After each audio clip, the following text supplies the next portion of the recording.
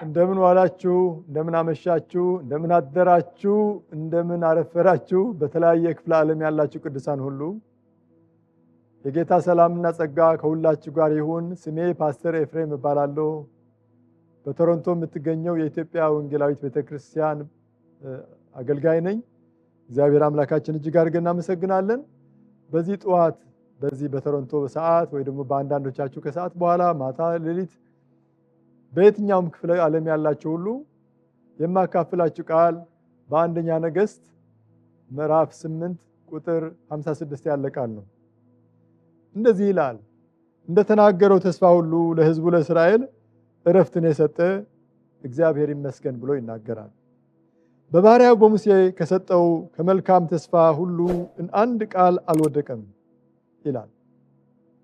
ምን ማለት ነው? እንግዲህ ይሄ ተስፋ ቃል የሚገኘው በአንደኛ ነገሥት ምዕራፍ 8 ቁጥር 56 ሲሆን ምዕራፉ ጠቅላላ የሚናገረን በንጉሥ ሰለሞን በኩል እግዚአብሔር የፈጸመው ተስፋ ቃል።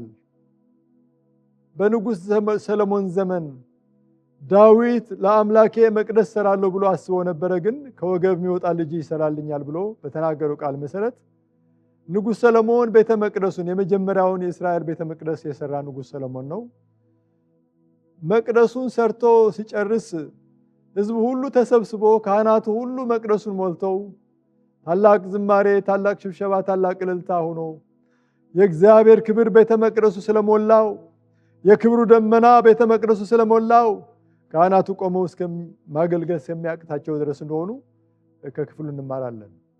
በመጨረሻም ደግሞ ንጉሥ ሰለሞን በሕዝብ ፊት እንደገና በእግዚአብሔር ፊት ተንበርክኮ እጆቹን ወደ ሰማይ ዘርግቶ ለእግዚአብሔር የጸለየው ጸሎት በምዕራፉ ታገኙታላችሁ እና ቁጥር 55 ላይ ቁጥር 54 55 ላይ ያው በእግዚአብሔር ፊት ተንበርክኮ እጆቹን ዘርግቶ ለእግዚአብሔር ሲጸልይ እግዚአብሔርን ሲያመሰግን ቆይቶ ከዛ እንደተነሳና አሁን ደግሞ ሕዝቡን ለመመረቅ ሕዝቡን ለመባረክ ፊቱን ወደ ሕዝቡ አዙሮ የተናገረው ቃል ነው። ይሄ ቁጥር 56 ላይ የተመለከትነው አጠቃላይ እንግዲህ እንደተናገረው ተስፋ ሁሉ ለሕዝቡ ለእስራኤል እረፍትን የሰጠ እግዚአብሔር ይመስገናል።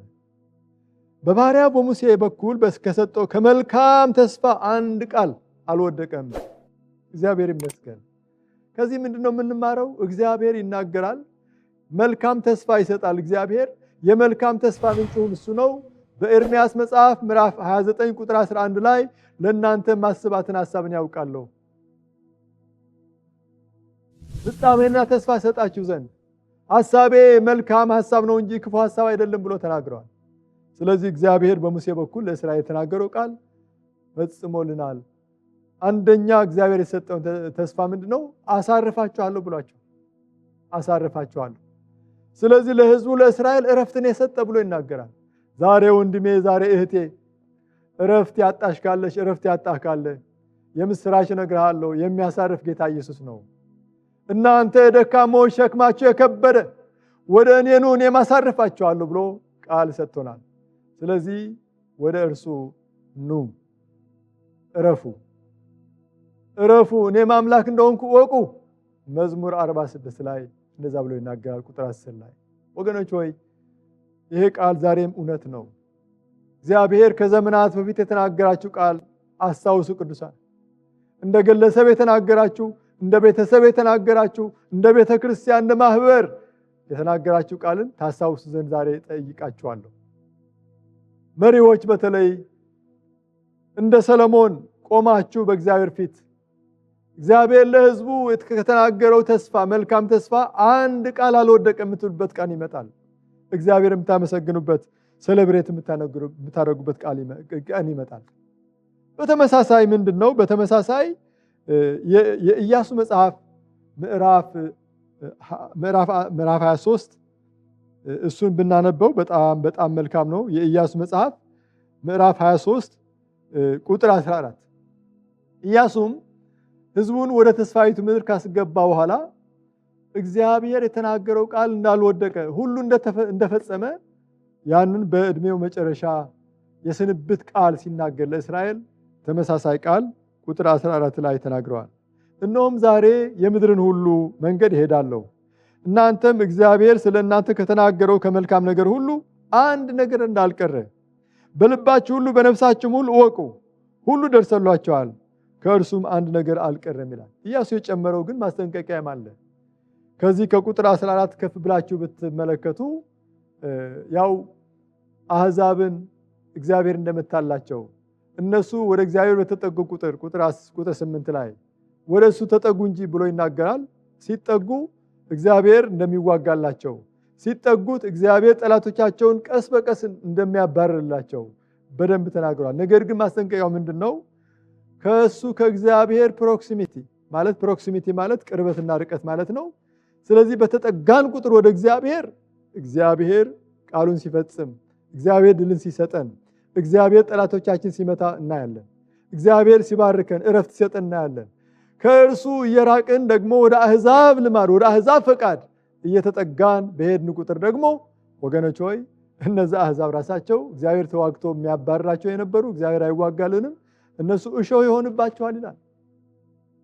እሾህ ይሆንባችኋል ብሎ ይናገራል። እና ይሄ ነገር በጣም በጣም ማስጠንቀቂያ ሆኖ አይቼዋለሁ። አምላካችሁ እግዚአብሔር ከሰጣችሁ ከዚች ከመልካሚቱ ምድር እስክትጠፉ ድረስ መውደቂያና ወጥመድ፣ በጎናችሁ መግረፊያ፣ በዓይናችሁም እሾህ ይሆንባችኋል ብሎ ይናገራል። አንዳንዶቻችን በብዙ ውጊያ ልንሆን እንችላለን።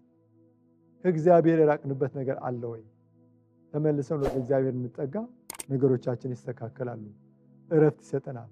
እንደተናገረው ለሕዝቡ ለእስራኤል እረፍትን የሰጠ ብሎ ንጉሥ ሰሎሞን ሲባርከው እንመለከታለን። እረፍትን የሚሰጥ እግዚአብሔር ነው። አንደኛ በዚህ ክፍል የምንማረው እረፍት ምንጭ እሱ ነው። እናንተ ደካሞች ሸክማችሁ የከበደ ወደ እኔ ኑ እኔም አሳርፋችኋለሁ ብሎ ደግሞ ጌታ ኢየሱስ ክርስቶስ ይጠራናል። ሁላችን እናንተ ብሎ ሁላችሁ ከየትም ስፍራ፣ ከየትም ቋንቋ፣ ከየትም ነገድ፣ ከየትም ትራይብ ዳዝንት ማተር። ሰው ዝቅ ሊያደርጋችሁ ይችላል፣ ከፍ ሊያደርጋችሁ ዳዝንት ማተር። በክርስቶስ ከሆናችሁ እናንተ አዲስ ፍጥረቶች ናችሁ። የአምላካችን ቃል ደግሞ ሕያው ነው፣ የሚፈጸም ቃል፣ ቃሉን የሚፈጽም አምላክ ነው ያለ። ለኤርምያስ ምን ታያለህ ብሎ ጠይቀዋል እግዚአብሔር። የለውዝ ብትር ብሎ መለሰ፣ በመልካም አይተሃል፣ እፈጽመው ዘንድ በቃሌ ተጋለሁ ብሎ ይናገራልና እግዚአብሔር ሰው አይደለም። እግዚአብሔር እንደ ሰው ቃሉን የሚለውጥ አይደለም። ዛሬ ያለንበት ዘመን ፖለቲሻኖች ብዙ ተስፋ ቃል ሰጥተው ቃላቸውን ያጥፋሉ። ባል ለሚስቱ፣ ሚስት ለባሏ ቃል ይሰጣሉ፣ ነገር ግን አይፈጽሙትም። ሰው ለራሱ እኔም ለራሴ የገባሁት ቃል ሳልፈጽም ማገኝበት ጊዜ አለ፣ ደካማ ሰው ስለሆንኩኝ። ነገር ግን እግዚአብሔር እንደ ሰው አይደለም፣ ከተናገረ ቃል ይፈጽማል። ሌላው ነጥብ ምንድነው? ከግብፅ ከወጡ ጀምሮ እስከዚህ ቤተ መቅደስ ምረቃ ድረስ በብዙ አፕ ኤንድ ዳውን አልፈዋል። እምነታቸው የላላበት ጊዜ አለ፣ ጥርጥር ውስጥ የገቡበት ጊዜ አለ፣ በእግዚአብሔር ፊት ያጉረመሩበት ጊዜ አለ፣ በባሪያዎቹ በሙሴና በአሮን ላይ የተነሱበት ጊዜ ሁሉ አልፎ ግን እግዚአብሔር ሪጀክት አላደረጋቸውም። ቃሉን ጊዜውን ጠብቆ ፈጸመላቸው። የመጀመሪያ የእግዚአብሔር ተስፋ መልካም ተስፋ የተባለው እረፍት ነው። እረፍት ያጣ ወንድሜ፣ እረፍት ያጣሽ እህቴ፣ እግዚአብሔር እረፍት ይሰጣል። ስለዚህ ወደሱ መጠጋት፣ ወደሱ መቅረብ፣ ከሱ ጋር መጣበቅ። ስለዚህ የመጨረሻ ማንብላችሁ በዕብራውያን መጽሐፍ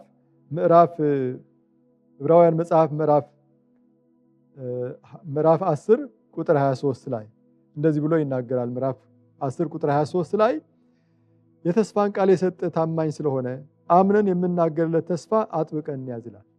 የተስፋ ቃል የሰጠ እግዚአብሔር ታማኝ ስለሆነ አምነን የምናገርለት ቃል፣ ተስፋ የሰጠን ታማኝ ስለሆነ እሱ የሰጠን ተስፋ አጥብቀን ደግሞ እንያዝ ይላል። ምክንያቱም የሚናጠቅ ብዙ አለ። ወፎች መጥተው ይለቅማሉ ይላል ጌታ ኢየሱስ ባስተማረን መሰረት። የሰይጣን መናፍስት ወፎች መጥተው ቃሉን ከልባችን እንዳይለቅሙ እኛ መጠበቅ አለብን። ልባችን የተለያየ የምንሰማው ነገር ሁሉ መምረጥ አለብን። ደግሞ የአምላካችን ቃል ደግሞ አጥብቀን እንያዝ እንዳይወሰድብን። እግዚአብሔር ይባርካችሁ ወገኖች ሆይ። ስለዚህ ይህ ቃል በልቤ ያለው ዛሬ አካፍያችኋለሁ። እንግዲህ በዚህ ቃል ደግሞ መንፈስ ቅዱስ ያብራላችሁ፣ ላላችሁበት ሁኔታ ይናገራችሁ። የእስራኤል ቅዱስ ጌታ በነገር ሁሉ ይባርካችሁ። እግዚአብሔር ይጠብቃችሁ። እግዚአብሔር ፊቱን ያብራላችሁ። እግዚአብሔር ሰላሙን ይስጣችሁ። አብ በወልድ መንፈስ ቅዱስ አንድ አምላክ ስም